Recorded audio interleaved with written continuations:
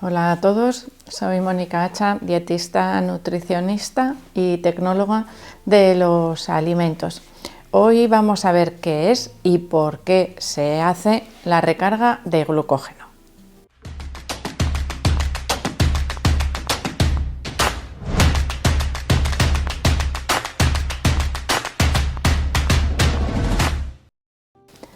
Seguro que muchos de vosotros ya habéis escuchado hablar de las recargas de glucógeno infinidad de veces, pero igual hay alguien que no, pues un poco más reciente, que no lo ha escuchado, y realmente creo que el vídeo nos puede interesar a todos, incluso a los que ya sabéis lo que es una recarga de glucógeno, porque realmente pues hay siempre pequeños detalles que se nos pueden escapar. Y uno de ellos, que yo creo que no lo pensamos muchas veces, es el aumento de peso que va asociado a una recarga de glucógeno. Pero no me adelanto, vamos pasito a pasito para ver por qué se produce también ese aumento de peso. Bueno, en primer lugar tenemos que saber qué es el glucógeno, evidentemente. El glucógeno es el almacén de glucosa, o mejor dicho, la forma de almacenar glucosa en nuestro cuerpo. Solo tenemos dos pequeñitos almacenes de glucógeno. Bueno, no es que sean un almacén en un sitio determinado, aquí guardo todo esto y después lo reparto. No, pero bueno, como se suele agrupar, pues ¿cuánto me cabe, ¿no?, de glucógeno? Pues me cabe poquito.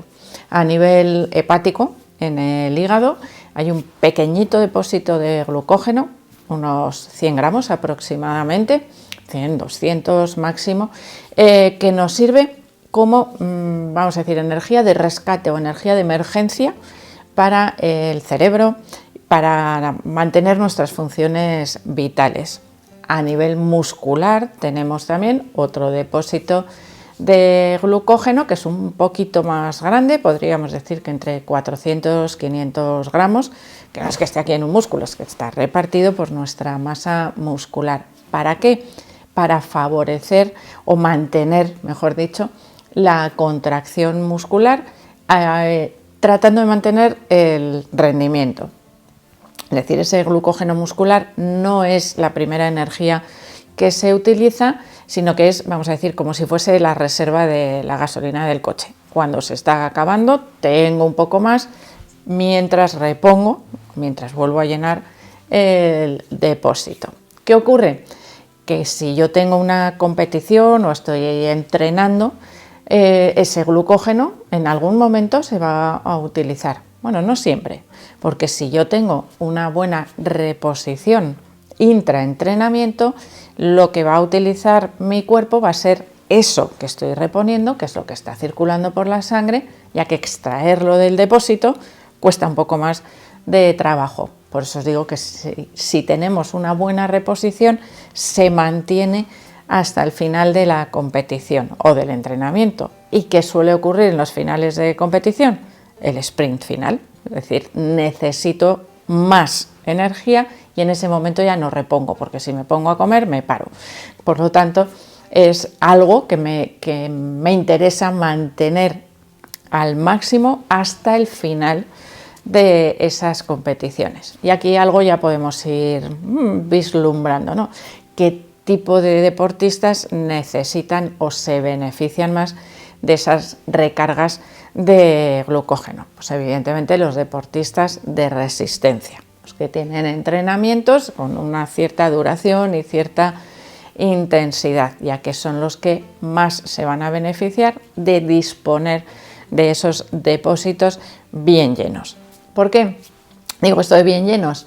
Porque las recargas de glucógeno, cuando se hacen la primera vez, igual no funcionan tan bien. Cuando se van entrenando, ya sabéis que la nutrición deportiva también se entrena. Cuando se van entrenando estas recargas de glucógeno, podemos alcanzar un máximo un poquito superior a lo que hacemos inicialmente. Es decir, le acostumbramos también a nuestro cuerpo a almacenar el máximo. Y aquí tiene mucho que ver también la dieta. La dieta, sobre todo, la alimentación, los días previos a la competición. eso que habitualmente se llama como fase o periodo de recarga de glucógeno. ¿Cuánto tiempo antes se debe realizar? Normalmente suelen ser 1 o máximo 2 días previos a la competición, para que el día que vamos a tomar parte de esa competición tengamos esos depósitos al máximo. Y ahora vamos a asociar. ¿Qué se recomienda hacer el día antes de la competición? Descansar. ¿Por qué? Porque si no, no nos sirve de nada esa recarga de glucógeno. Si queremos mantenerla al máximo, no tenemos que gastarla, evidentemente. ¿Y ahora qué hacemos para recargar el glucógeno? Hemos dicho que el glucógeno es glucosa.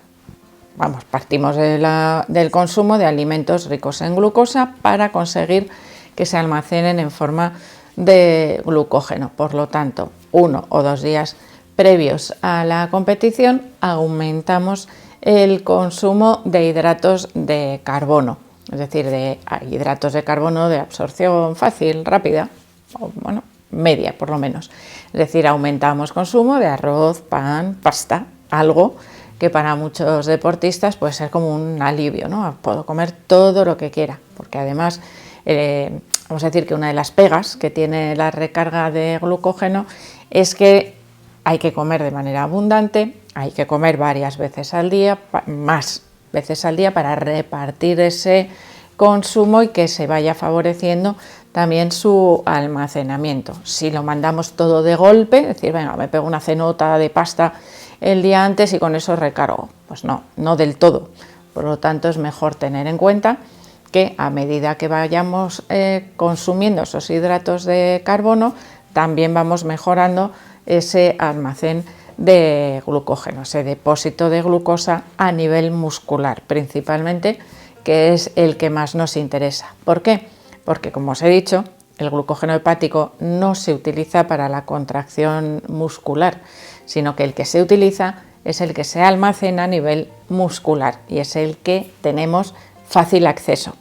¿Qué ocurre si yo no repongo hidratos de carbono, por ejemplo, durante la competición? Pues que mi cuerpo va a tirar de ese glucógeno y por lo tanto va a aparecer con mayor rapidez, con mayor facilidad, la sensación de fatiga, de cansancio, y en muchos casos esto provoca un descenso brusco también del rendimiento deportivo.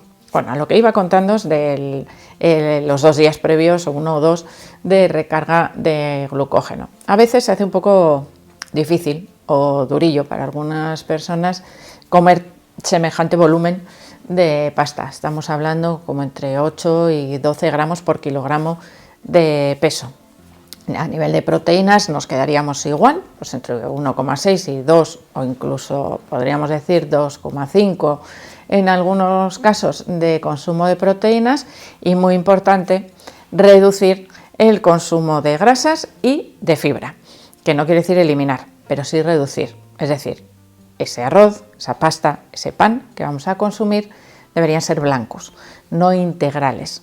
Si os acordáis de otras veces, que ya os lo he dicho, en competición muchos problemas gastrointestinales, muchos problemas digestivos vienen asociados al consumo de grasas y de fibra el día antes.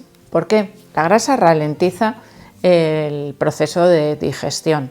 La fibra, evidentemente, favorece que esos residuos estén más tiempo a nivel digestivo y por lo tanto, bueno, pues pueden alterar ese ritmo digestivo que nos interesa, pues que en este caso sea lo más ligero posible. Por lo tanto, reducimos el día anterior la cantidad de fibra que se consume sin necesidad de eliminarla. Por ejemplo, pasta y verdura sería una combinación perfecta, pero evitamos, como os digo, un exceso de fibra en la dieta.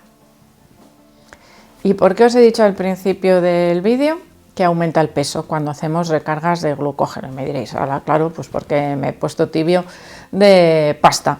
Bueno, sí y no. Por un lado, tenemos que calcular bien la cantidad de hidratos de carbono que necesitamos, porque si nos pasamos en exceso con lo que no vamos a consumir ni a almacenar, ¿qué ocurre? que en lugar de almacenarse en forma de glucógeno, se podría almacenar en forma de grasa. Pero claro, en 1 o 2 días no vamos a aumentar de peso en base a la grasa. Esto sería un proceso, vamos a decir, pues un poco progresivo. Pero sí es probable que si nos pesamos antes de la recarga y nos pesamos después, antes de la competición, que tengamos una variación de peso de 1,5 kg o incluso 2. Y pensaréis, ¿y esto cómo es posible? Si realmente tampoco he comido tan exagerado. Bueno, pues la explicación es muy fácil. La glucosa, para absorberse, retiene agua, se transporta unida al agua. Pero es que el glucógeno, para poderse almacenar, también necesita que las fibras musculares almacenen agua y por lo tanto se produce un aumento de volumen. No tiene nada que ver con la grasa, sino que es retención de agua que vamos a perder, por supuesto, a posteriori. Por lo tanto, podríamos decir, bueno, pues que es un aumento de peso un poco tramposo, ¿no? Asociado sobre todo al volumen de agua que se está guardando la masa muscular unido a ese glucógeno, que además es lo que va a permitir después que lo podamos utilizar con mayor facilidad. Y algo que no me cansaré de repetir siempre que hablamos de competiciones: nada nuevo, no se hace nada nuevo ni el día previo ni el día que tenemos competición.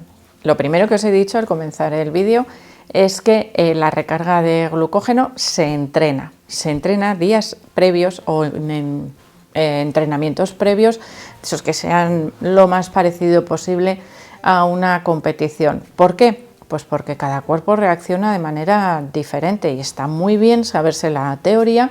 La teoría me dice que si yo tengo mis depósitos de glucógeno a plena capacidad voy a tener un mejor rendimiento, efectivamente, pero tengo que saber cómo va a reaccionar mi cuerpo después o mientras como los días previos esas cantidades de hidratos de carbono que necesito. Porque igual me sientan fatal, igual me dan molestias gastrointestinales, igual me he pasado de cantidad, me siento pesadísimo y entonces ¿qué ocurre? Pues que no mejoro mi rendimiento. Por lo tanto, ninguna novedad se debe hacer en días de competición. Todo lo que hagamos debe haber sido previamente testado o probado. Por lo tanto, importante, al igual que entreno mis músculos, mis tiempos de carrera o bueno, pues cualquier otro factor asociado al entrenamiento, también entreno mi alimentación, mi nutrición, tanto pre como intra competición como post entrenamiento, para poder mejorar más rápido también la recuperación. Así que eso también es algo importantísimo a tener en cuenta. Así que espero que le deis al like del vídeo, no dejéis de suscribiros al canal y espero seguir viéndoos a todos en los próximos vídeos.